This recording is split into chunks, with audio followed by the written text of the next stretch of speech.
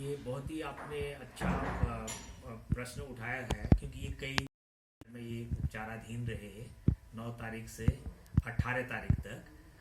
तो जब इनको डिस्चार्ज किया गया तो इनके बारे में तो मुझे समाचार पत्रों से थोड़ा सा आभास हुआ कि ये थोड़ा सा मामला अटल आयुष्मान से संबंधित था,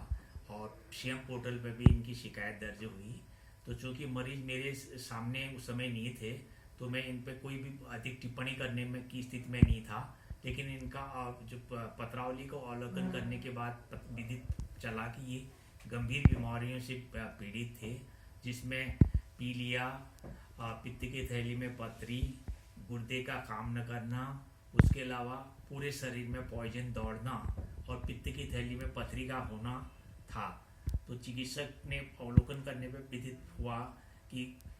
भरसक प्रयास किया उसको इलाज करने में, और कुछ चीज़ें दवाइयाँ हो सकता है क्या भी रीजन रहे, तो उसमें उनका ये आरोप था कि भाई इनको कुछ अटल आयुष्मान होने के नाते भी बाहर की दवाइयाँ लिखी गई। तो एक असंतोष था।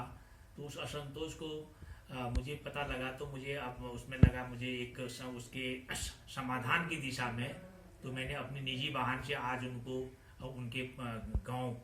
पाखोड़ा से उनको ला करके यहाँ भर्ती कराया है, और भर्ती कराने के उपरांत तो उन पर खुद ही मैं नज़र रख रहा हूँ, उनका इलाज मैं खुद दे रहा हूँ, और उनको अटल आयुष्मान पे आच्छादित हैं और पूरा इलाज उनको दिया जाएगा। अगर किन्हीं कारणों से अगर उनकी स्थिति कंट्रोल में नहीं आएगी तो हम उच्च संस्थानों को भी करेंगे, 108 की मदद से उनको पहुंचाने का प्रयास करेंगे, और उनके द्वारा जो भी इच्छा होगी पहले में उनके द्वारा मान लिया जाए जो भी पैसे खर्च हुए हैं, तो अगर उसका बिल वो मुझे दिखाएंगे तो मैं उसका भी भुगतान करवा दूंगा। और मेरे ख्याल से आज जो आया है मेरे उसमें उपचाराधीन है, और स्थित जो भी उसकी कंडीशंस है, लेकिन अभी उसके वाइटल्स स्थिर हैं, और मैं असेस करूंगा उनको कल तक को कितना उनको लाभ मिला है, उनकी जितनी जांचें संभव है यहाँ करवाऊंगा। और निश्चित रूप से जो सर्जिकल मामला है पित्त की थैली में पथरी का, वो सर्जन से संबंधित है। अब चूंकि पीलिया भी उनको साथ में है, इसलिए थोड़ा सा मेडिकल और सर्जिकल प्रॉब्लम का जो कॉम्बिनेशन है उस पर थोड़ा सा गौर कर रहा हूँ। जैसे स्थिर हालत में आती है तो उनको संदर्भित सर्जन को करते हुए अग्रिम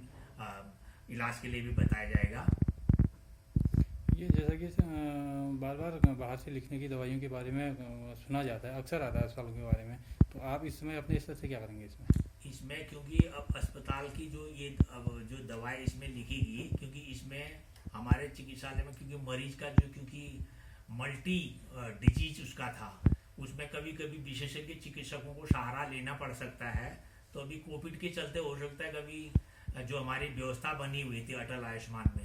उसमें नहीं दे पाए, तो हम उसको तो उसमें आच्छादित है, निश्चित रूप से उसका जो भुगतान हुआ है उसको हम अपने स्तर से उसको भुगतान करवाने का प्रयास करेंगे।